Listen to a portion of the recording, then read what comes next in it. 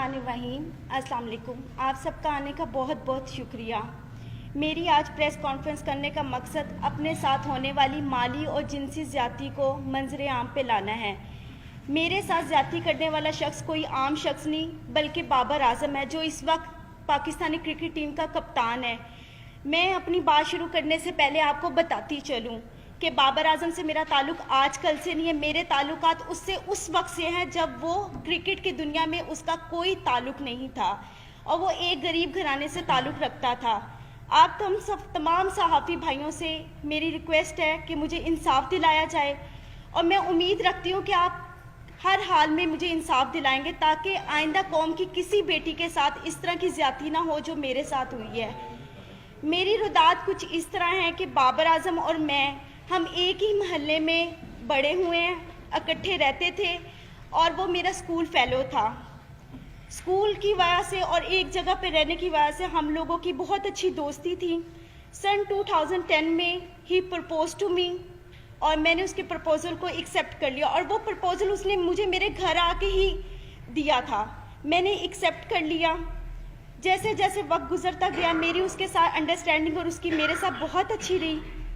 हम लोगों को शादी करने का हमारा प्लान था। हम लोगों ने शादी करने का प्लान कर चुके हुए थे। बाबर ने और मैंने, हम दोनों ने अपनी फैमिलीज़ को बताया। बाबर और मेरी फैमिलीज़, हम दोनों की फैमिलीज़ ने हमें साफ इनकार कर दिया। फिर बाबर ने और मैंने कोर्ट मैरिज का फैसला कर लिया। 2011 में बाबर मुझे मेरे घर से भगाकर, बाबर मुझे खुद अपने घर से भगाकर कोर्ट मैरिज के कहकर मुख्तलिफ जगहों पर किराए के मकान पे रखता रहा। जब मैं उन मकानों में रहती थी, पहले मैं आपको बता दूं, एक मकान जहाँ पे मैं रहाइश पजीर थी वो गुलबर्ग में मॉडल कॉलोनी में था, गली नंबर 2 में, और दूसरा जो मकान मैं किराए पे रहती रही हूँ वो Punjab society H block defence में था। वहाँ पे हम रहते रहे हैं। मैंने बाबर को कई मरतबा उस दौरान इसरार किया कि हम शादी कर लेते हैं, लेकिन बाबर ने मुझे यही कहा हमेशा कि अभी हमारे हालात ठीक नहीं है, थोड़ा वक्त गुजर जाए फिर हम निकाह कर लेंगे। हालात थे इस तरह के कि हम लोगों के कोई खाने पीने का कोई इस तरह नहीं था। मैं नौकरी करना शुरू होगी। बाबर ने मुझे बताया था कि वो क्रिकेट खेलना चाहता है और उसको क्रिकेट का बहुत शौक है और मैंने उसकी इस कोशिश में पूरी कोशिश की है। अपनी मेहनत हद से ज़्यादा मैंने उसके साथ अपनी मेहनत की है, उसके साथ मिलके। 2014 में ऐसे वक्त गुजरता गया है। 2014 में से पहले मेरा सैलून, मैंने नौकरी के साथ साथ सैलून बनाया।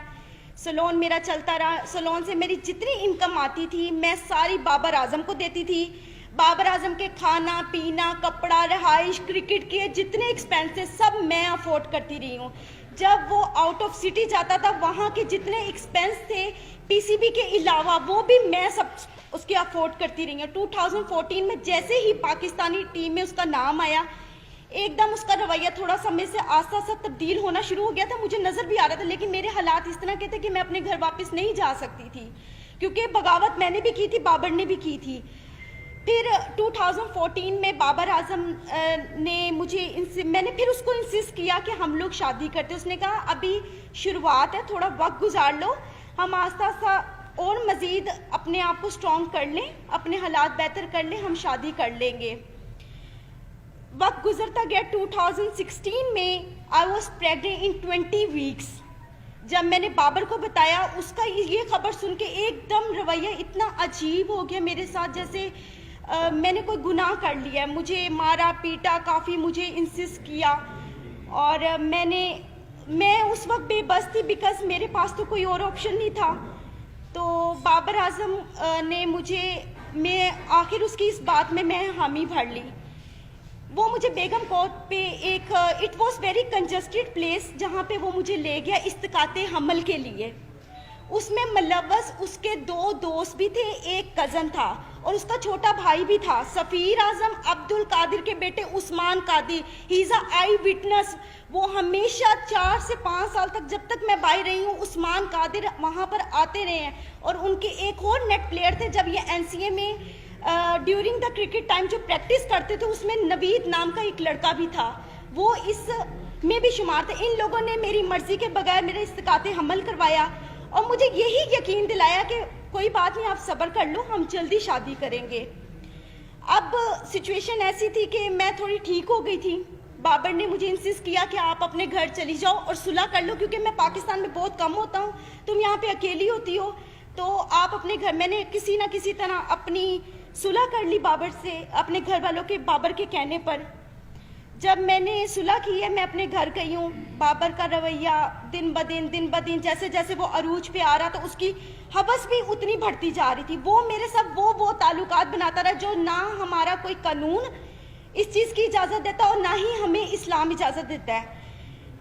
اب وہ اس پرپس کے بعد وہ پھر دوبارہ میرے ساتھ وہی سب کچھ کرتا رہا۔ میں اپنے گھر ہوتی تھی، گھر سے مجھے باہر لاتا تھا، مختلف ہوٹلوں میں مختلف پلیسز پہ لے کے جا کر میرے ساتھ جو بھی سب کچھ کرتا رہا ہے۔ جب یہ سب حالات میرے چلتے رہے ہیں، 2017 میں آخر کار اس نے اتنی مرتبہ مجھے مارا پیٹا، اور مجھے کئی مرتبہ اس دوران اس نے انکاری بھی شادی سے کی ہے۔ میں نے اس دوران جو میری ہاسپٹل میں بابر اعظم مجھے لے کے جاتا رہا ہے ایز اے بین وائف، مجھے چیک اپ کرواتا رہا ہے، یہاں پہ اس کی پراپر میرے پاس ایویڈنس موجود ہے، جس کی میں یہ سب وہ ایویڈنس ہیں جس پہ مینشن ہے کہ بابر اعظم مجھے اس ہاسپٹل میں لے کر جاتا رہا کیونکہ میرا آئی ڈی کارڈ نہیں تھا اور وہاں پہ بابر اعظم کی آئیڈینٹی لگتی رہی تھی، ٹھیک ہے، یہ اس چیز کے ایویڈنس ہے۔ یہ مجھے وہاں پر لے کے جاتا رہا ہے، سب کچھ کرتا رہا، بالآخر میں نے تنگ آ کے 2017 میں پولیس رپورٹ کی بابر کے خلاف، جس کے پرپس میں اس کے فیملیز یہ سب آئے ہیں۔ ادھر جب ہمارے جو آفیسر تھے جنہوں نے ہمیں دیکھا تھا، اس آفیسر نے یہ فیصلہ کیا کہ آپ بابر کو یہاں پہ پیش کریں۔ بابر پیش نہیں ہوا، لیکن اسی رات سیم نائٹ بابر نے، جو آفیسر موجود تھے ان کے سامنے، ہمارا مشروط صلح نامہ پہ اس نے مجھ سے دستخط کروائے۔ اور اس وقت 2017 میں جو میں نے پولیس کمپلین کی تھی بابر کے اگینسٹ، بابر کی وہ اگینسٹ نصیر آباد میں فیڈیکس آفس میں درج ہے اپلیکیشن۔ ایک منٹ، وہ موجود ہے۔ اور اس کے بعد بابر نے 2017 میں باہر کے ملک کسی میں جانا تھا کھیلنے کے لیے، 2017 میں جب کمپلین کے بعد بابر نے جانا تھا، اور ہمارے یہاں پہ آئی تھنک کوئی PSL بھی ہو رہے تھے، تو میں نے بابر سے صلح صرف اس وجوہات پہ کی تھی کہ بابر مجھ سے شادی کرے گا، اور بابر نے مجھے خود اس چیز کا یقین دلایا تھا کہ وہ مجھ سے شادی کرے گا۔ پھر آخر کار 2017 میں اس نے سڈنلی اپنا نمبر چینج کیا، وہ نمبر بھی اس کا PCB میں اس کے آفیشیل رجسٹرڈ ہے، اور جو اس کا اس وقت موجود نمبر ہے وہ بھی اس کا آفیشیل نمبر میرے پاس موجود ہے، جس میں مجھے کانٹیکٹ کرتا ہے، مجھے میسیجز کرتا تھا۔ اور پھر اس کے بعد اس طرح وقت گزرتا گیا، تکلیف جو تھی میں نے برداشت کی۔ 3 سال سے مزید میں بابر اعظم کی اس حوث کا نشانہ بن رہی ہوں۔ اب اس نے آ کر مجھے صاف انکار کر دیا کہ نہ میں نے تم سے شادی کرنی ہے، نہ میں تم سے کوئی تعلق رکھنا چاہتا ہوں، اور نہ ہی تم میرا کچھ بگاڑ سکتی ہو۔ وہ اپنی اس پاور کو غلط استعمال کر رہا ہے۔ 10 سال اس نے مجھے اتنے برے طریقے سے ذلیل و خوار کیا، حوث کا نشانہ بنایا، آج وہ بالکل انکاری پہ آ گیا ہوا ہے، بالکل۔ کیونکہ آج سے 10 دن پہلے بھی میں نے اس کے خلاف پولیس کمپلین کی، کیونکہ 20 نومبر کو جب اس نے جانا تھا، اس سے 1 دن پہلے، میں آپ کو لائیو اس چیز کے سب ثبوت دکھاتی ہوں۔ اس نے مجھے کال کی، اس نے کہا اگر تم کسی بھی پولیس کے پاس گئی یا تم نے مجھ سے اب مطالبہ شادی کا کیا تو تم اپنی جان سے بھی جاؤ گے، اور تمہیں یہی نہیں پتا کہ میں تمہارے ساتھ کروں گا، کیونکہ ساری زندگی اس نے مجھے مارا پیٹا تو ویسے بہت زیادہ ہے۔ حد سے زیادہ زیادتی کے بعد آج میں یہاں پہ انصاف لینے آئی ہوں۔ جی اچھا، یہ آپ نے پچھلے 10 سال کی اپنی اور بابر اعظم کی غلط کاریوں کی پریس کانفرنس کر رہے ہیں، جی ٹھیک ہے نا؟ آپ کی ان غلط کاریوں سے ہمارا کیا لینا دینا؟ پہلے یہ کلیئر کریں۔ دیکھیں، آپ کا لینا دینا یہ ہے کہ میرا حق ہے، میں قانون کے پاس جا سکتی ہوں۔ جب میں قانون کے پاس گئی، میں DSP کے پاس غالب مارکیٹ گئی ہیں، SP غالب مارکیٹ نے پہلے سنا ہے، انہوں نے میری اس ایپلیکیشن کو ٹرانسفر کر دیا ماڈل ٹاؤن DSP کے پاس۔ آج تک DSP نے دوبارہ مجھے پوچھا ہی نہیں ہے۔ بابر اعظم کے پاس میرے تمام ویڈیوز، میری ہر چیز اس کے پاس موجود ہے، ہر چیز موجود ہے۔ صرف وہ اپنی پاور دکھانا چاہتا ہے۔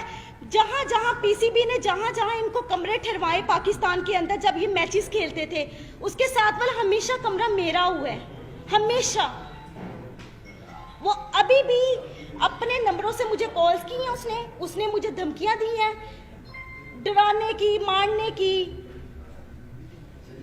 ये सब मौजूद है।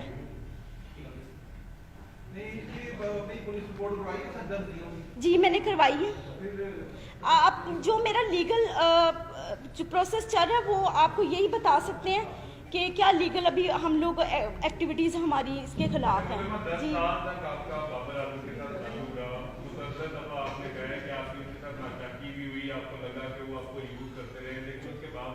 देखिए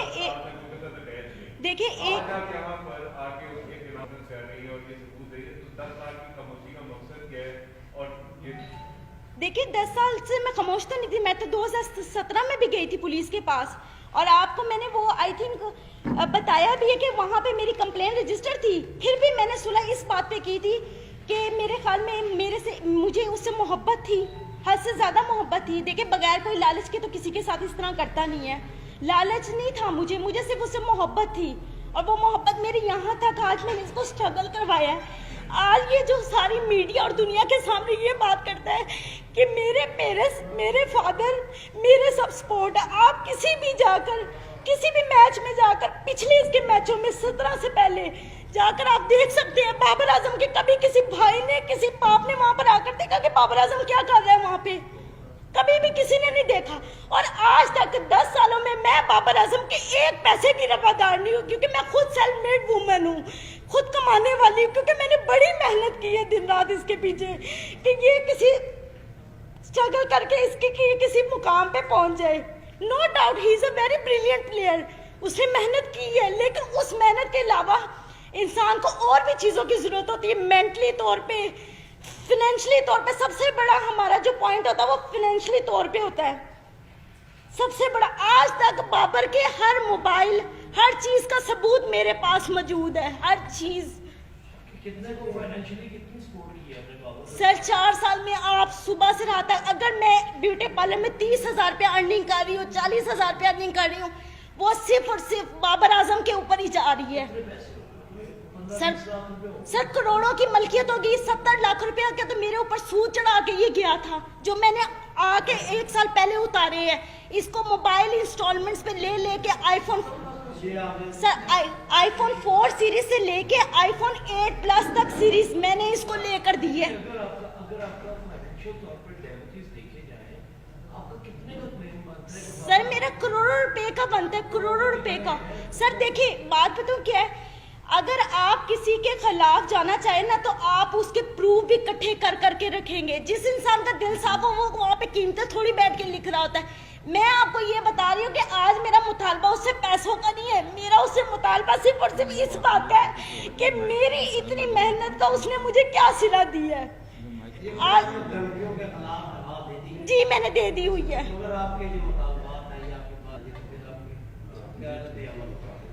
वो मुझसे शादी करे, मैं करूंगी, मैं हर जगह पे जाके अब करूंगी, क्योंकि मुझे नजर आ गया कि बाबर की तरफ से मुझे साफ इंकारी है, साफ इंकारी है। मैंने आज से 1 महीना कंटिन्यूसली पीसीबी के वहां पे फोन किए, मुसलसल फोन करती रही हूँ उनको। जब मैंने ये अपना जो था मैटर बताया, उन्होंने कहा ये हमारे प्लेयर की पर्सनल लाइफ है, हम नहीं डिस्कस करना चाहते। मैं पुलिस के पास गई, पुलिस ने जो मेरे साथ किया वो मैंने आपको बता दिया। अगर हमारा कानून इतना स्ट्रॉन्ग हो तो आज मैं यहाँ पे आके बैठ के आप लोगों के सामने दलीलें पेश ना करूँ।